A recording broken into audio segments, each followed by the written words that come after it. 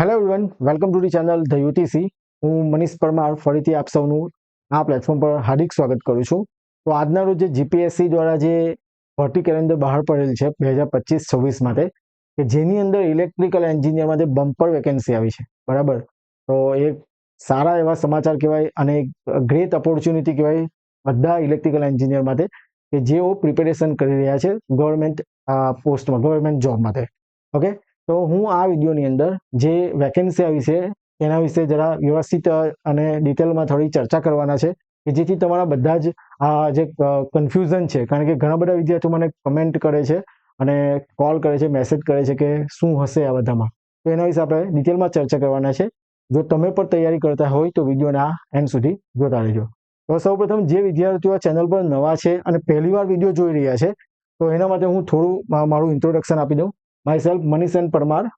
હું એ assistant professor તરીકે ઇલેક્ટ્રિકલ એન્જિનિયરિંગ ડિપાર્ટમેન્ટમાં 8 વર્ષ ટીચિંગ કરાવેલ છે, તેમજ ગેટ એક્ઝામ પાસ કરેલ છે અને મારું એમટેક પાવર સિસ્ટમમાં SUNITમાંથી કમ્પ્લીટ કરેલ છે, તેમજ મારા પાસે 14 વર્ષનો કોચિંગ એક્સપિરિયન્સ છે અને competitive exam GPSC, SSC, railway, SMC જેવી ઘણી બધી એક્ઝામ હું ક્લિયર કરી છે, મતલબ કે આ બધી એક્ઝામ ક્રેક કરવાનો મારી પાસે એક્સપિરિયન્સ છે. ઓકે, હવે આપણે વાત કરીશું કે જે ભરતી બહાર પડી છે આજે, જે તમે જોઈ શકો કે જેની અંદર આપણે એમ તો વિડીયો બનાવેલ છે, પણ જો કોઈ વિદ્યાર્થી હમણાં જ જોઈ છે તો એના વિશે આપણે પણ બતાવી દઈએ કે જે વેકેન્સી આવી છે આપણી 16 મદદનીશ ઇજનેર વિદ્યુત વર્ગ 2 માર્ગ અને મકાન વિભાગ 139 વેકેન્સી, અને 17 નંબર સીએલ નંબરમાં નાયબ કાર્યપાલક ઇજનેર વિદ્યુત વર્ગ 2 માર્ગ અને મકાન વિભાગ, એમાં 8 વેકેન્સી, એટલે કે ટોટલ 147 વેકેન્સી ઇલેક્ટ્રિકલ એન્જિનિયરિંગ માટે છે, કે જેમણે બી અને બીટેક ઇલેક્ટ્રિકલમાં કરેલું હોય એમના માટે આ વેકેન્સી છે. હવે આ જે વેકેન્સી છે 139, એના વિશે જરા વ્યવસ્થિત જોઈએ. આ જે વેકેન્સી છે સેમ વેકેન્સી લાસ્ટ ટાઈમ 2020-21માં આવી હતી, બરાબર. પણ તે વખતે જે નંબર ઓફ પોસ્ટ હતી એના વિશે જોઈ લઈએ આપણે. જેમ કે advertisement number 121/2020-21 assistant engineer electrical class 2 road and building department class 2, બરાબર. આની અંદર ટોટલ વેકેન્સી કેટલી હતી? 8, અને આ કેટેગરી વાઇઝ વેકેન્સી આપેલી છે. મતલબ કે જે 2020-21માં આ સેમ વેકેન્સી રિલીઝ કરી હતી, જેમાં ટોટલ નંબર ઓફ પોસ્ટ કેટલી હતી? 8. એના પછી કોઈ વેકેન્સી આવી નથી, મારા ખ્યાલમાં નથી. જો તમારે ખ્યાલ હોય તો તમે મને જણાવી શકો.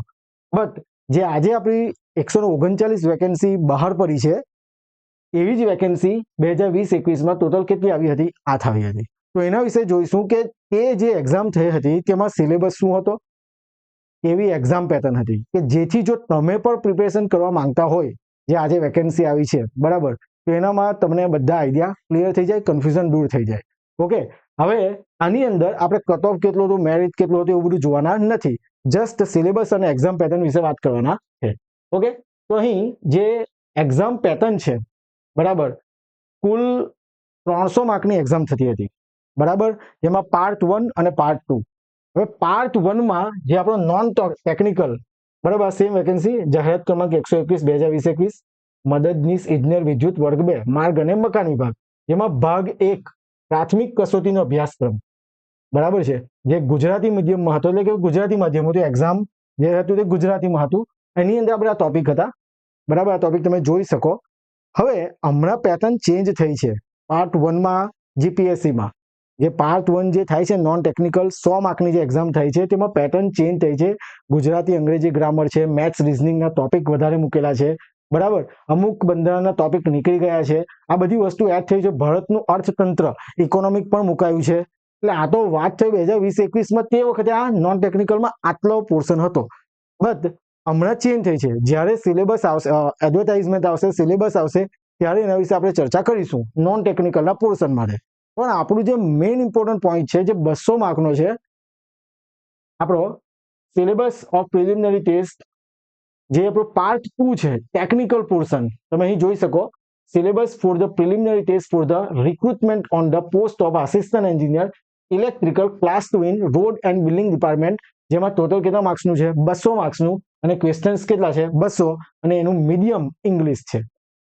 હવે હું તમને સિલેબસ શું કામ બતાવું છું, તો સિલેબસ એટલા માટે બતાવું છું કે જૂનમાં એડવર્ટાઇઝમેન્ટ આવશે, તો તમે રાહ જોઈને બેસવાનું નથી કે એડવર્ટાઇઝમેન્ટ આવશે સિલેબસ આવશે ત્યારે આપણે જોઈશું, નહીં. તમારી પ્રિપેરેશન એકદમ સ્ટાર્ટિંગ, જેમ કે આજે વેકેન્સી બહાર પડી છે તો તમારી પ્રિપેરેશન શરૂ થઈ જવી જોઈએ, તો અને તો જ તમે બધો સિલેબસ કવર કરી શકશો અને એક્ઝામમાં જે તમે પોતાનું 100% ડેડિકેશનથી એક્ઝામ આપી શકો. બરાબર છે, એના માટે હું તમારી સામે સિલેબસ લાવ્યો છું. હવે આપણે આપણા પ્લેટફોર્મ પર આ સેમ જે જીપીએસસીની બધી ક્લાસ 1 2 ની એક્ઝામ છે તેના માટે કોર્સ લોન્ચ કરવાના છે, કે જેમાં તમને જે સિલેબસ આપેલો છે હાલમાં, જે લાસ્ટ ટાઈમ એક્ઝામ થઈ હતી તેના બેઝિસ પર આપણે કોર્સ તો લોન્ચ કરીશું. હજુ કઈ જો એમાં ટેકનિકલમાં એડ થશે તો એ તમને બતાવીશ. બરાબર, તે અમે જ્યારે એડ થશે ત્યારે આપણે એમાં ચેન્જીસ કરી દઈશું કે ભાઈ આ એડ થયું છે, પણ જે ટેકનિકલ પોર્શન છે મારા હિસાબે ચેન્જ થશે નહીં.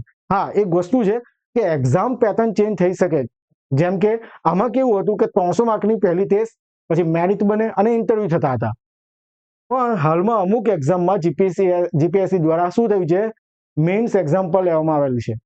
તો બની શકે કે આપણી આ જે વેકેન્સી આવી છે એમાં પણ મેઇન્સ એક્ઝામ હોય. આ એક્ઝામ જે લેવાઈ હતી 2020-21માં શું હતું, 300 માર્કની ટેસ્ટ પહેલો સ્ટેજ અને સેકન્ડ સ્ટેજમાં ઇન્ટરવ્યુ હતું, મેઇન્સ એક્ઝામ નહીં હતી. પણ બની શકે કે જીપીએસસી ચેન્જ કરે, એવા કોઈ ન્યૂઝ નથી. હું તમને ખાલી જસ્ટ પ્રેડિક્શન કહું છું કે ચેન્જીસ આવી શકે. બરાબર છે. હાલમાં જો તમારે પ્રિપેરેશન કરવી હોય આ પોસ્ટ માટે, તો આપણો જે ટેકનિકલ સિલેબસ છે હું તમને બતાવી દઉં કયા કયા સબ્જેક્ટ છે તે. Basic electrical engineering, electrical circuit analysis, electrical machine જેના સબ ટોપિક આપેલા છે, electromagnetic field, digital electronic, power electronic, signal and system, power system, control system, micro processor, HVDC transmission system, electrical energy conservation and auditing, industrial electrical system, then after non conventional sources of energy, bureau of energy efficiency. આ રીતના બધા law પણ આપેલા છે. અને electricity act 2003, Indian electricity rule 1956 અને current trends and recent advancement in the field of electrical engineering. આટલા ટેકનિકલમાં portion હતા અને એમાંથી 200 માર્કનું પૂછાતું હતું. બરાબર છે, તો તમને આઈડિયા આવે કે આપણા જે ટેકનિકલ પોર્શન, ધારો કે રૂલ તમે હમણાં નથી કરતા, પણ જે તમને મેં ટેકનિકલ સબ્જેક્ટ કીધા તે તો તમારે પ્રિપેરેશન સ્ટાર્ટ કરી દેવી જોઈએ. તો અને તો જ એક્ઝામ આવતા આપણો સિલેબસ એકદમ વ્યવસ્થિત કમ્પ્લીટ થાય. બીકોઝ જીપીએસસીના પાર્ટ 1માં અર્થતંત્ર, ભૂગોળ, ઇતિહાસ, બંધારણ, ગણિત, રીઝનિંગ, ગુજરાતી, અંગ્રેજી આ બધી જ વસ્તુ હશે. તો તમે 300 માર્કની તૈયારી કરવા માટે આટલો સમય જે છે મારા હિસાબે 6 થી 7 મહિના પણ તમારે ડેડિકેશન સાથે તૈયારી કરશો તો અને તો જ સિલેબસ પતશે. બરાબર છે. તો આશા રાખું કે જે તમને બધી માહિતી આપી જેનાથી તમારા અમુક કન્ફ્યુઝન, અમુક જે પોઈન્ટ્સ છે બધા ક્લિયર થયા હોય. હમણાં એ જ વિચારવાનું નથી કે ઇન્ટરવ્યુ થશે કે મેઇન્સ એક્ઝામ થશે, એ બધું વિચારવાની જરૂર નથી. હમણાં આપણે ફોકસ કરવાનું છે કે આપણો ટેકનિકલમાં આટલા સબ્જેક્ટ છે ને આપણે આટલું વાંચવાનું ચાલુ કરી દેવાનું છે. ટૂંક સમયની અંદર આપણે આ પ્લેટફોર્મ પર આ એક્ઝામ માટે કોર્સ લોન્ચ કરીશું. બરાબર, જો તમે ઈચ્છતા હોય તો અમારી સાથે જોડાઈ શકો. ચેનલને પણ સબસ્ક્રાઇબ કરી દેજો કે જેથી કોઈ વિડીયો અપલોડ થાય આ રિલેટેડ તો તમને એની માહિતી મળી રહે. તેમજ હું એક પીડીએફ બનાવી છે કે જેની અંદર આપણે જે બધા ઇલેક્ટ્રિકલના પેપર જીપીએસસી કે GSSB કે તેના પેપરની પીડીએફ બનાવી છે. મને એવું લાગે છે કે આ પેપર હોવા જોઈએ, આટલા ઇમ્પોર્ટન્ટ પેપર છે, તેના 10 પેપરની પીડીએફ બનાવી છે.